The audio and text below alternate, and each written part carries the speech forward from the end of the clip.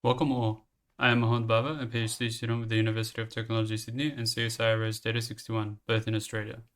This work, flow-sensitive type-based heap cloning, is a joint work with Yulei from the University of Technology Sydney and Chen from CSIRO's Data 61.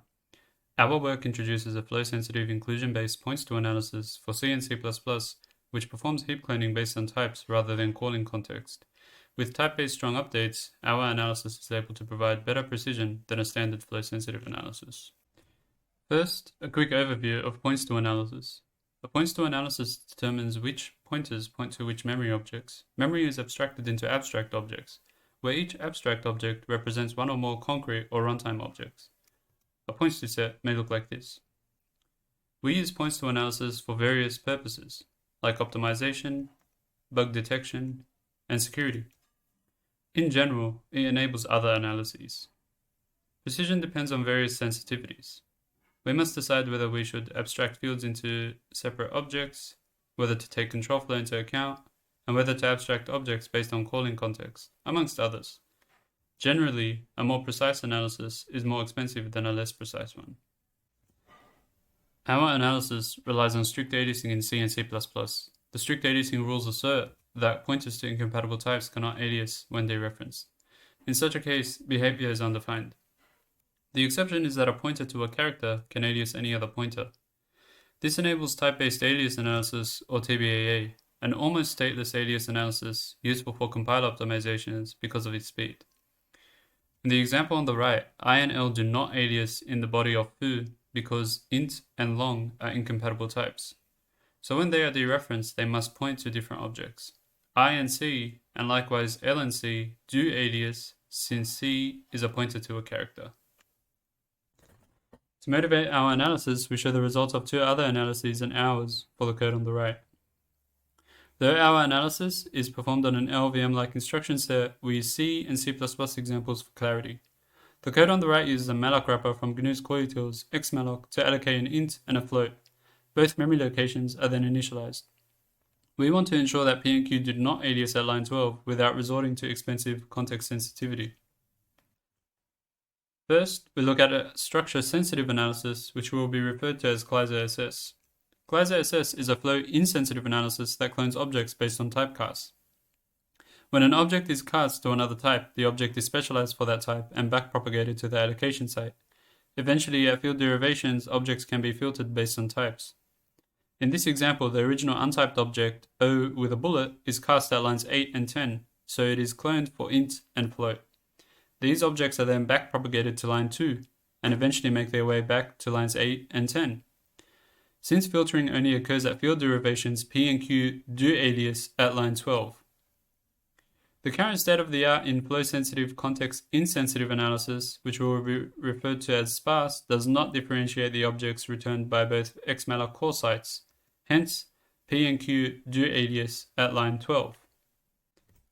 Our analysis, TypeClone, clones objects at what we term object initialization sites. Such sites are any statements for which there is an assumption of the underlying type of the object in question. Specifically, pointer dereferences are examples of object initialization since pointers can only legally dereference objects with compatible types. Thus, our analysis proceeds and initializes O to an int-typed O at line 9 and a float-typed O at line 11. They are then backpropagated to line 2 like lazily. Thus, P at line 8 points to the three objects, the untyped O, the int-typed O, and the float-typed O, and similarly Q at line 10. However, since an assumption of the object type is made at line 9 and 11, we can kill or strongly update these objects for P and Q, respectively. Thus, at line 12, P and Q's pointer sets are disjoint and do not alias. For our analysis, we require subtyping relations based on which typed objects pointers can dereference. We have three such relations: C++ inheritance, first fields of structs and classes, and relations derived from the strict aliasing rules. Two pointers to a type and its subtype can alias. As an example, consider the type declarations on the left. Starting with S, we say it is a subtype of int because its first field is an int. C is a subtype of S because it inherits S. U is a subtype of int and long because in unions all fields are considered first fields. Float and void star do remain, with no relations. Finally, Any type not a subtype of another is made to be a subtype of character in line with the strict aliasing rules. If T is reachable from T prime, then T prime is a subtype of T, noted as shown.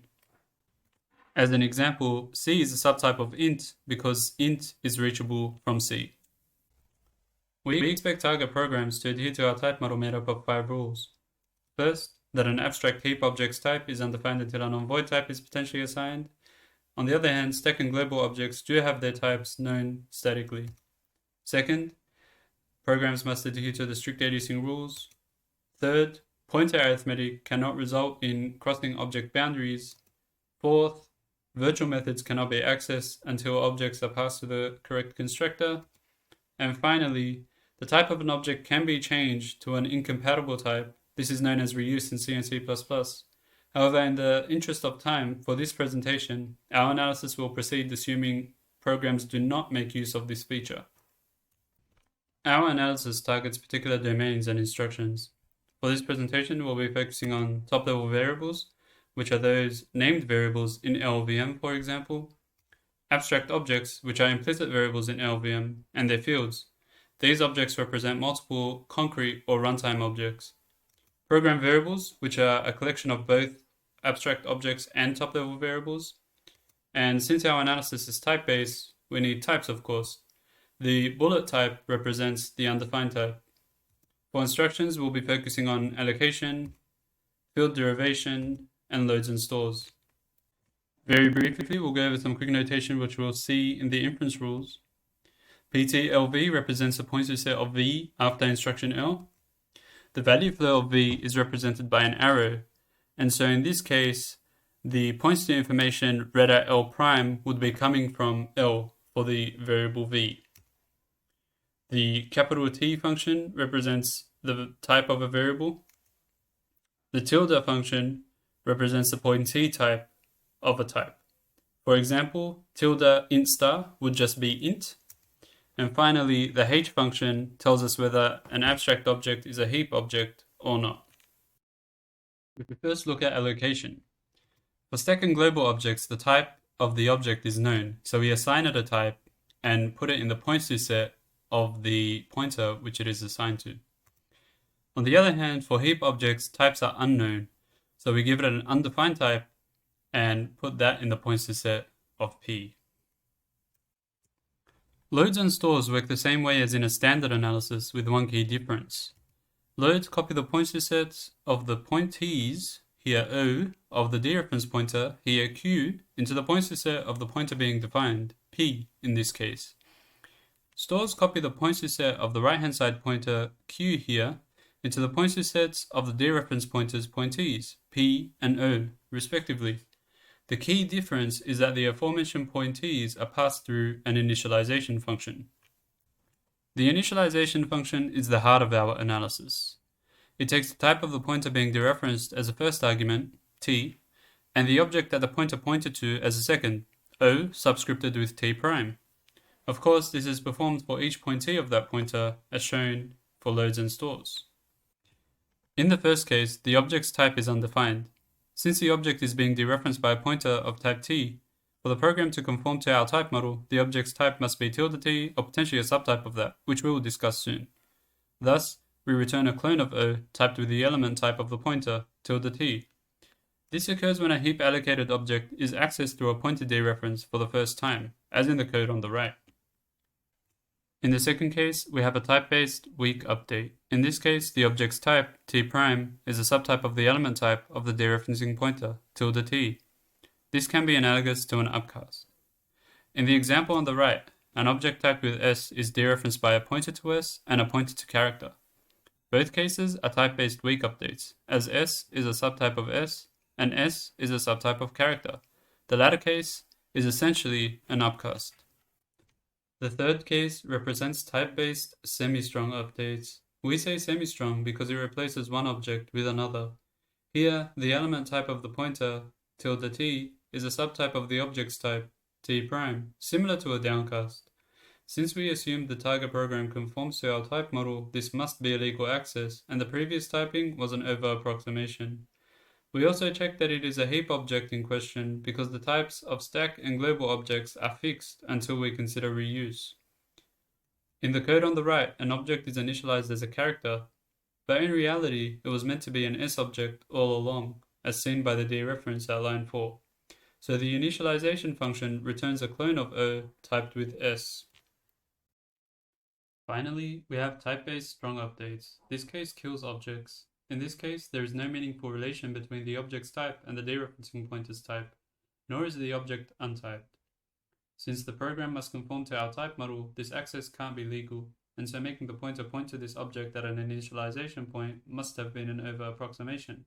Hence, we return nothing. On the right, the returned pointer of a function foo points to two objects, O typed with T and O typed with S. We assume no relation between these two types. At line 2, a pointer to S pointing to these two objects is dereferenced. In such a state, it cannot legally be pointing to an object of type T, so it is killed by the initialization function and we continue without it. The S-typed object passes through as a type-based weak update. So in all, the initialization function gives us type-based heap cloning and type-based strong updates. Performing heap cloning carelessly, however, results in unsoundness. Consider the example on the right. When I is initialized at line 3, it stops pointing to the untyped O and only points to the intyped O.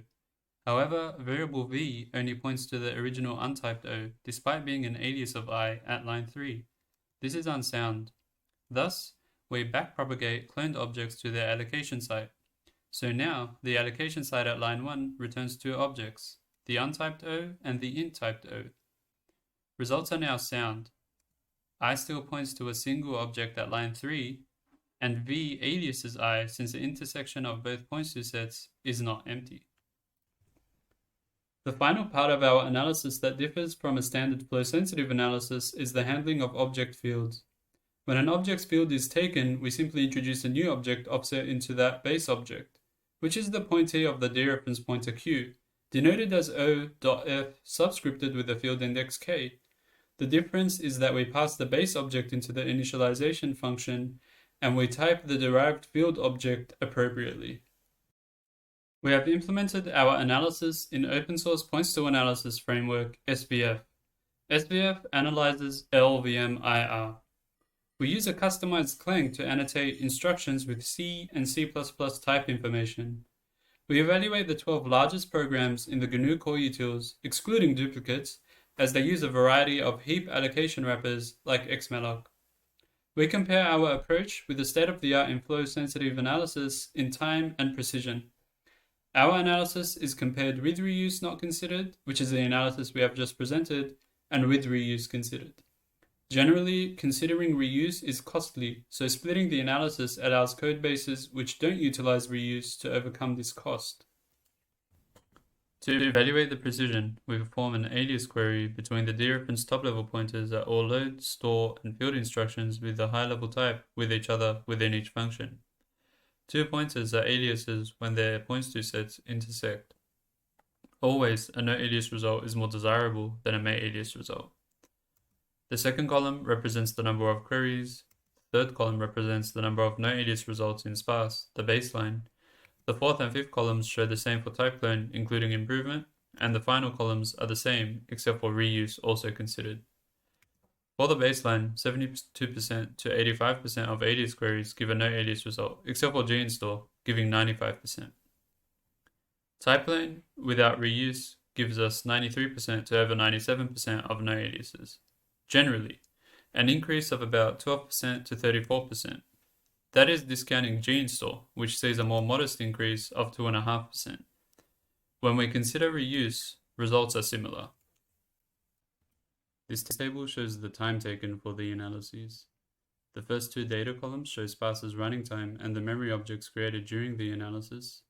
The next three columns show the running time of TypeClone without reuse considered, which is the analysis we presented, the slowdown against sparse, and the number of abstract objects created during the analysis. The number of those objects which are clone objects is in parentheses. The final three columns show the same, but for TypeClone with reuse taken into account. The general trend is that TypeClone is slower than sparse, as expected.